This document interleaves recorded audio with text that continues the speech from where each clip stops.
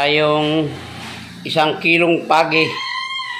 Hihiwain natin to at lalamasin natin sa suka at asin.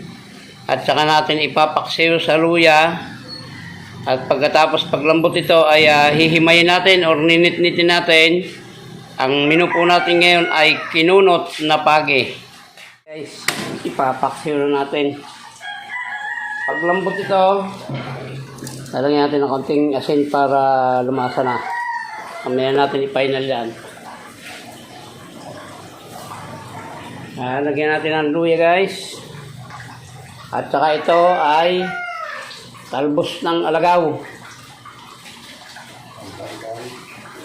Pantanggalan lang siya yan guys, yung talbos ng alagaw, at lalagyan natin ng kaunting suka. Kaunti lang kasi baka kumunat. Paglambot ito ay hihimayin natin yan at saka natin yan gagataan. So yan, hayaan muna natin siyang nakalagang ganyan na paksiw bago natin yan hihimayin mamaya-maya. Hihimayin na natin yan. Ito yung kanyang mga sahog, bawang at siling pamaksiw or panigang, at saka dahon ng sili na napakamalahas. Okay. Ang mahal ng dahon sili dito guys. Iyan hihimayin ko na at ito'y lulutuin dito. Kinunot na pagi. Mag-iisa na po tayo ng ating bawang, sibuyas at sili. Iluluto natin itong ating kinunot na pagi. Yan, medyo marami-rami yung sili guys para medyo spicy ang dating. Masarap to. Paborito rin to guys, kaya lang ngayon lang ulit ako nakatimpo ng pagi sa palengke. Ayoko kasi nung yung paging maliit pa. Masyadong malansa yun.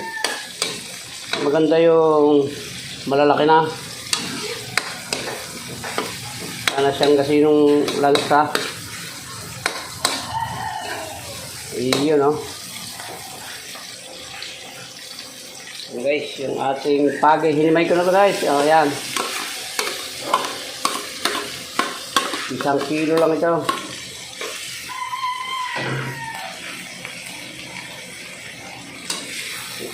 Mekas-mekas lang natin ng kaunti.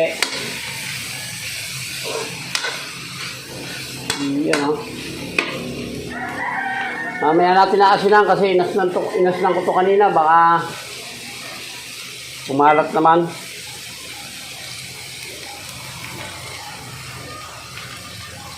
Siyempre, ang walang kamatayang paminta. Lalagyan natin guys yung yung gata.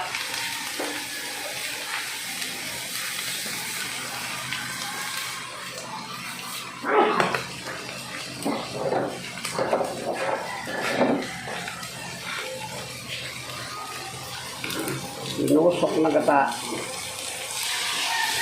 Diretso ka akong gata na guys, kakaunti lang naman to. Dati ng luto to. Nakita niyo naman, pinaksiw ko na kanina.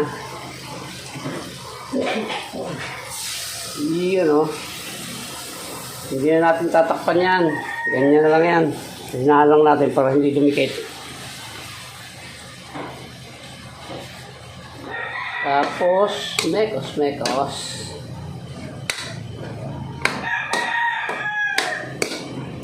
Iyon Mamaya pagka yung malapit ng magmantika yan, lalagyan natin yung dahon ng sili.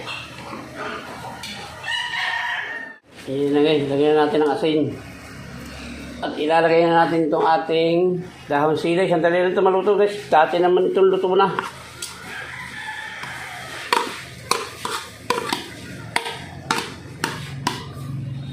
Iyon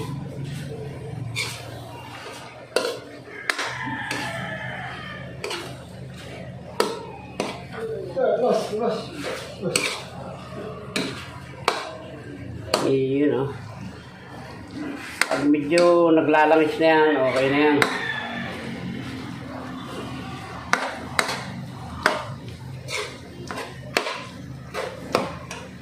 Okay na guys, so titikman na natin kung tama na yung kanyang alat at yung lasa niya.